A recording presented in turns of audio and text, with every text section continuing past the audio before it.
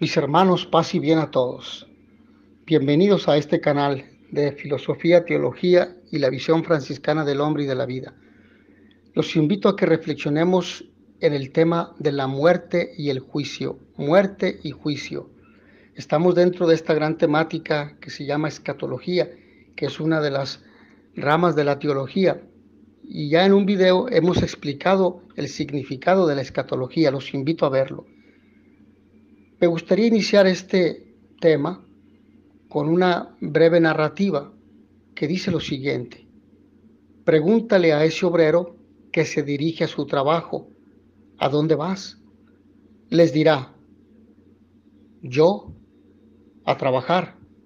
¿Y para qué quieres trabajar? Pues para ganar un jornal. ¿Y el jornal para qué lo quieres? Pues para comer. ¿Y para qué quieres comer? Pues para vivir. ¿Y para qué quieres vivir? Se quedará estupefacto creyendo que te estás burlando de él. Y en realidad, señores, esa última es la pregunta definitiva. ¿Para qué quieres vivir? Y es una pregunta que se extiende a cada uno de nosotros. ¿Para qué queremos vivir, mis hermanos? ¿Qué hacemos con esta vida? ¿Cómo la aprovechamos? ¿La valoramos? ¿La administramos adecuadamente? ¿O la vamos destruyendo con vicios? Vamos perdiendo el tiempo lastimosamente. O sea, ¿cuál es la finalidad de tu vida sobre la tierra? ¿Qué haces en este mundo? ¿Quién eres tú? No me interesa tu nombre y tu apellido como individuo particular. ¿Quién eres tú como criatura humana? Como ser racional. ¿Por qué y para qué estás en este mundo? ¿De dónde vienes? ¿A dónde vas? ¿Cuál será de ti o qué será de ti después de esta vida terrena? ¿Qué encontrarás más allá del sepulcro?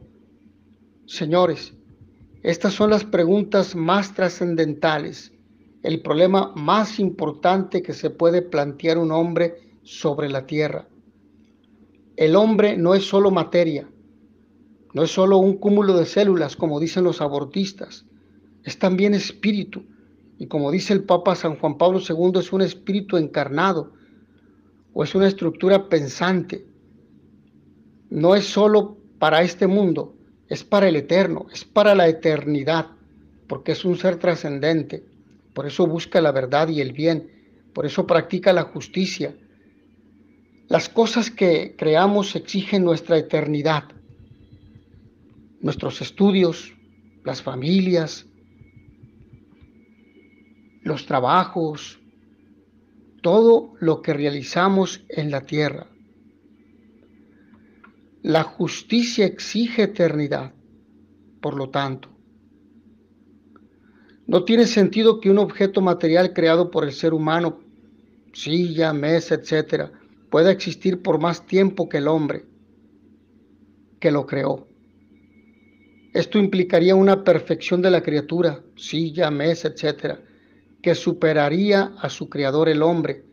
Por esta razón, el hombre debe ser eterno o inmortal su alma.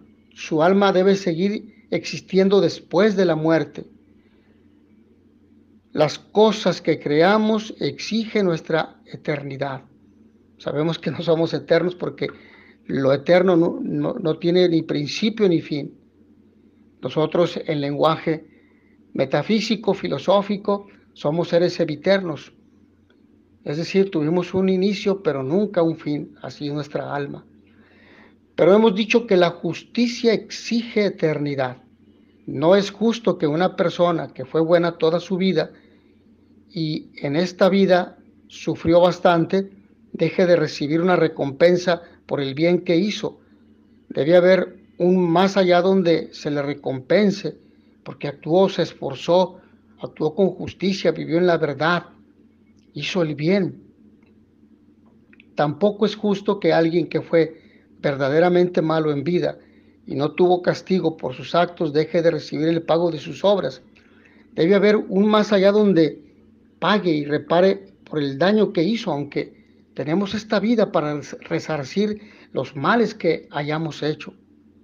Sabemos que en la otra vida no podremos hacer nada por nosotros, pero sí pagaremos el daño que hemos hecho. Sí pagaremos el mal que hicimos.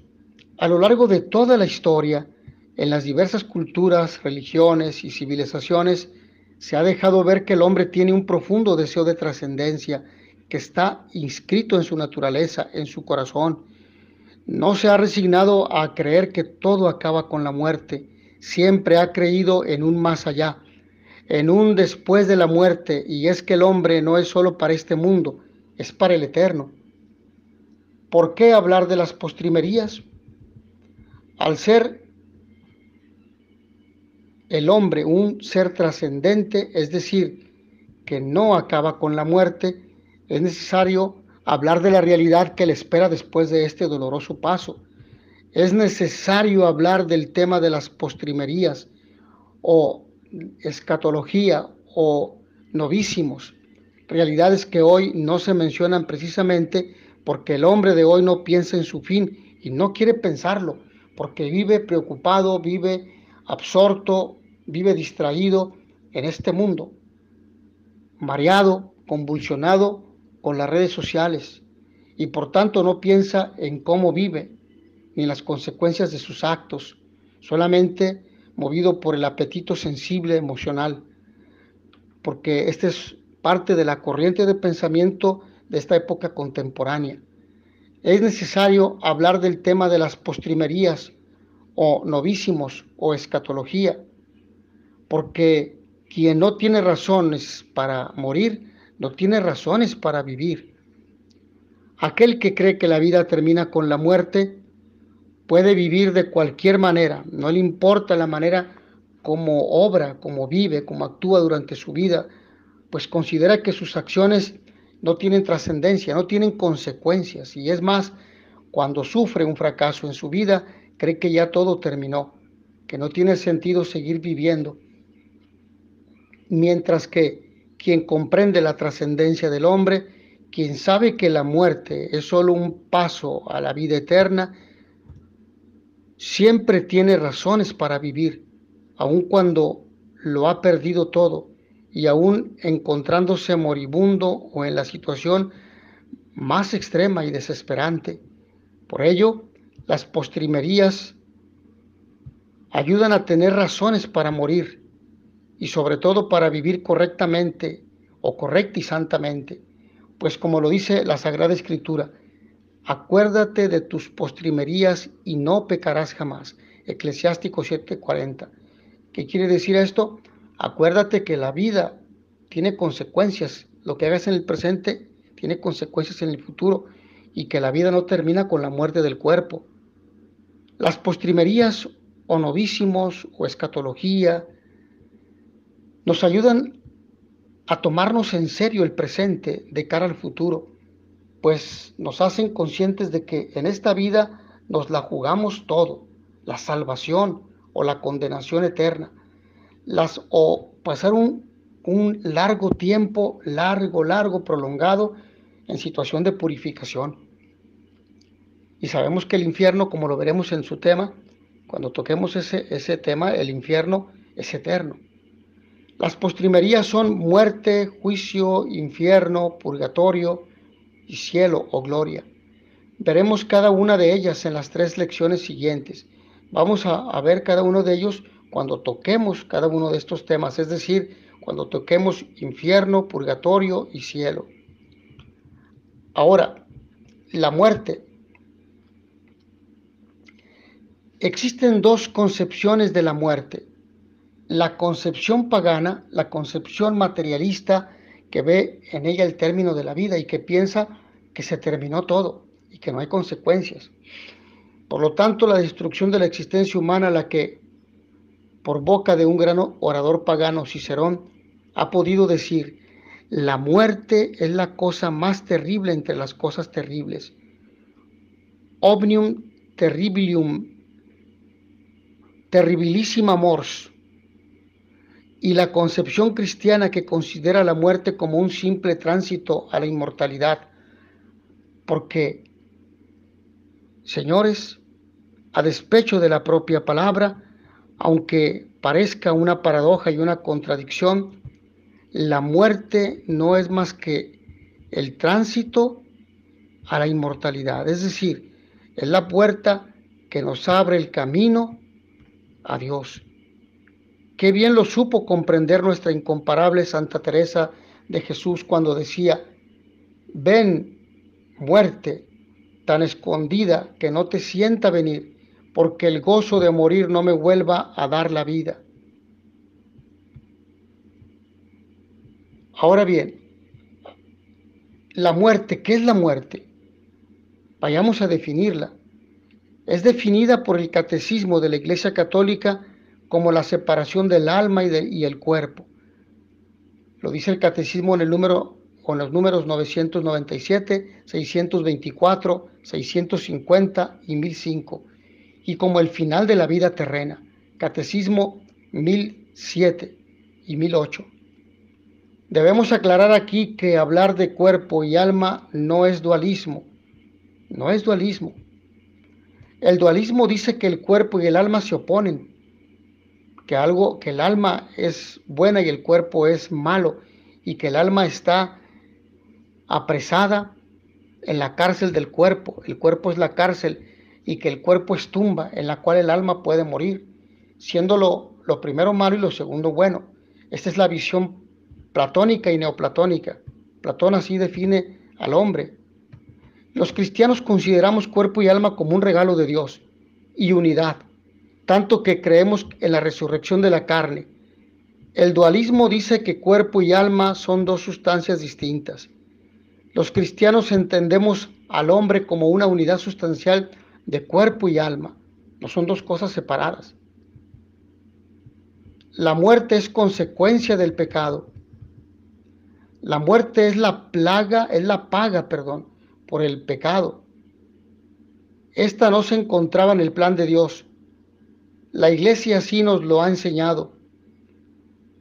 Frente a la muerte, el enigma de la condición humana alcanza su cumbre, dice Gaudium et Spes número 18. Gaudium et Spes, que significa gozos y esperanzas, la constitución dogmática emanada del Concilio Vaticano II. En un sentido, la muerte corporal es natural, pero por la fe sabemos que realmente es salario del pecado. Lo dice San Pablo en la carta a los Romanos en el capítulo 6, versículo 23, y también Génesis en el capítulo 2, versículo 17. Finalmente, el Catecismo de la Iglesia Católica en el número 1006. El hombre por naturaleza era mortal, pero Dios le había dado el don de la inmortalidad. Este don lo perdió con el pecado. San Alfonso nos exhorta a que consideremos la muerte para que no nos asuste cuando toque a nuestras puertas. Imagínate en presencia de una persona que acaba de expirar. Mira en aquel cadáver tendido en su lecho mortuorio, la cabeza inclinada sobre el pecho, esparcido el cabello, todavía bañado con el sudor de la muerte, hundidos los ojos, desencajadas las mejillas, el rostro color ceniza, labios y lengua color de plomo, yerto y pesado el cuerpo, tiembla y palidece. ¿Quién lo ve? Observa cómo aquel cadáver va poniéndose amarillo, después negro. Aparece en todo el cuerpo una especie de vellón blanquecino y repugnante, de donde sale una materia pútrida, viscosa y hedionda que cae por tierra. Nace en tal podredumbre multitud de gusanos que se nutren de la misma carne, y de todo aquel cuerpo no queda más que un fétido esqueleto que con el tiempo se deshace, separándose de los huesos y cayéndose del tronco la cabeza. Y continúa el santo preguntando: ¿dónde está pues la hermosura que hoy te agrada? En esta pintura de la muerte, hermano mío, reconócete a ti mismo y ve lo que un día vendrás a ser. Hoy te cubre el oro y la seda. Mañana te cubrirá la tierra y la pudredumbre. Hoy te cortejan los hombres, mañana te cortejarán los gusanos. Oh, cuán solo y abandonado quedará el cuerpo en la pobre sepultura. ¿Por qué sirves tanto a la carne que ha de servir de alimento a los gusanos? San Alfonso nos dice esto. Frente al tema de la muerte, siempre debemos recordar que con absoluta seguridad moriremos. Y aunque la miremos a lo lejos, llegará. Por eso aquel filósofo alemán, Martin Heidegger, decía que hemos comenzado a morir desde el momento en el cual nacimos. Es más próximo el día de nuestra muerte. Y dirá que el hombre es un ser para la muerte. No sabemos cómo, ni cuándo, ni dónde moriremos, pero sí sabemos que morir mal es un error irreparable. Morir alejados de Dios, morir sin su gracia, morir sin los sacramentos. Cualquier otro error tiene solución. Morir en pecado mortal significa condenarse para siempre. Si te acuestas a dormir en pecado mortal, mañana puedes amanecer en el infierno. La muerte solo la temen quienes han perdido la vida, quienes tienen las manos vacías. He aquí los temores que afronta el hombre en el momento de su muerte. Frente al pasado, a la hora de la muerte, es común que las personas experimenten remordimiento de conciencia, que vengan a su mente recuerdos de pecados y culpas pasadas que les causan gran tormento. La persona desearía una segunda oportunidad para enmendar el mal que hizo. Frente al presente, la persona también experimenta temor al pensar en dejar su familia, sus seres queridos y los bienes que posee. Frente al futuro, ante el moribundo se presenta la incertidumbre por lo que podrá venir después de la muerte. Se experimenta temor al pensar en el juicio que se rendirá de cara a Dios. Cuán diferente es la muerte del santo, cuánto regocijo hay en ella. Muy bien lo dice la Escritura. Bienaventurados los muertos que mueren en el Señor. Apocalipsis 14:13. Pues mueren con el gozo y la esperanza de encontrarse con aquel que buscaron durante toda su vida. Mueren en paz porque sus buenas obras los sostienen y acompañan. Santa Teresita del Niño Jesús respondió a su capellán, que le preguntaba si estaba resignada para morir. ¿Resignada? No, Padre mío. Resignación se necesita para vivir, no para morir. Lo que tengo es una alegría grandísima. No se trata aquí de un desprecio de la vida terrena, sino de un inmenso deseo de encontrarse con Dios. Quien ha sabido vivir no le teme a la muerte. Y finalmente el juicio. Podemos imaginar que delante de nosotros funciona día y noche desde el instante en que empezó nuestra vida consciente y racional, una máquina cinematográfica invisible que está filmando nuestra vida interior y exterior. Es inútil cerrar la puerta con llave para quedarnos completamente solos. De nada sirve apagar la luz, pues el cine de Dios funciona perfectamente a oscuras. Las 24 horas del día de los 365 días del año. A la hora de la muerte, en el momento mismo de exhalar el último suspiro, contemplaremos como únicos espectadores, pero bajo la mirada de Dios, la película de toda nuestra existencia terrena. He ahí el juicio particular, donde no existe un lugar para escondernos, no hay máscaras. Y esa misma película se proyectará públicamente algún día ante la humanidad entera. He ahí el juicio final. Ahí está el juicio final. Juicio particular. Cada hombre después de morir recibe en su alma su retribución eterna en un juicio particular que se refiere a su vida a Cristo, su vida que se refiere su vida a Cristo, cómo vivió su vida. ¿Estaba Dios presente? Es decir, consideró a Dios, bien a través de una purificación, bien para entrar inmediatamente en la bienaventuranza del cielo, bien para condenarse inmediatamente para siempre, dice el Catecismo de la Iglesia Católica en el número 1022. En la Sagrada Escritura aparece clara la idea de un juicio que afrontará la persona inmediatamente después de su muerte. El hombre muere una sola vez y luego viene para él el juicio. Hebreos capítulo 9, versículo 27. Inmediatamente después de la muerte, el alma se presentará ante Dios cara a cara. Entonces se abrirán los dos libros. El Evangelio, donde la persona contemplará lo que debió haber hecho durante su vida, y el libro de su vida, donde contemplará lo que en realidad hizo. Ambos libros serán comparados. Será un juicio basado en la fe. Esto a tenor del Evangelio de San Juan en el capítulo 3, versículo 16, y en el amor. Al atardecer de la vida se nos juzgará en el amor. No será Dios quien juzgue a la criatura, pues no vino a condenar sino a salvar. Será la propia conciencia la que la salvará o condenará eternamente, pues esta fue una decisión personal que estuvo respaldada por toda una vida, dice el Catecismo de la Iglesia en el número 679. El juicio universal, la resurrección de todos los muertos, de los justos y de los pecadores. Hechos de los Apóstoles, capítulo 24, versículo 15. Precederá el juicio final. Esta será la hora en que todos los que estén en los sepulcros oirán su voz, y los que hayan hecho el bien resucitarán para la vida, y los que hayan hecho el mal para la condenación. Juan 5, 28 al 29. Entonces Cristo vendrá en su gloria acompañado de todos sus ángeles.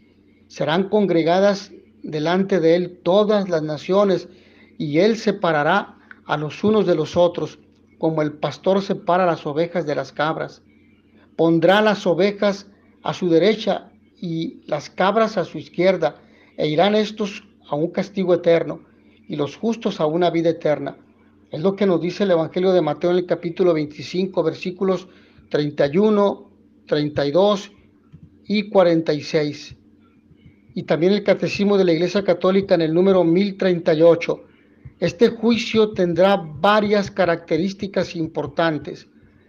Sucederá en la segunda venida gloriosa de Cristo. Al respecto nadie sabe ni el día ni la hora. Se dará allí la resurrección de la carne. Los santos recobrarán un cuerpo bendito y los condenados un cuerpo maldito. Estará presente allí toda la humanidad, desde Adán y Eva hasta el último hombre creado. Ante todos ellos se proyectará la película de nuestra vida.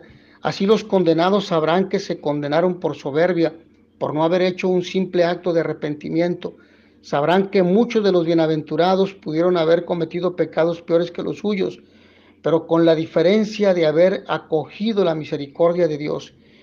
Dice San Bernardo a este respecto que será el día de la vergüenza universal, pues quedarán al descubierto nuestras conciencias y los corazones de todos los hombres, y serán contemplados por toda la humanidad. Si sentíamos vergüenza para ir a confesar nuestros pecados ante un sacerdote en la confesión, ¿qué diremos de ese día en el que ya no solo un hombre, sino toda la humanidad conocerá nuestras miserias? Desde la profundidad del corazón surge la pregunta que el joven rico dirige a Jesús de Nazaret, una pregunta esencial e ineludible para la vida de todo hombre, pues se refiere al bien moral que hay que practicar y a la vida eterna. El interlocutor de Jesús intuye que hay una conexión entre el bien moral y el pleno cumplimiento del propio destino. Esto quiere decir, para heredar la vida eterna es necesario cumplir los mandamientos. Pues hasta aquí, mis hermanos, espero que al haber reflexionado en la muerte y el juicio, nos ayude a comprender el valor de nuestra vida, que está orientada a Dios en nuestros actos, en nuestras palabras, en nuestros pensamientos, afectos e intenciones. Que a todos ustedes el Señor los bendiga y les dé la paz.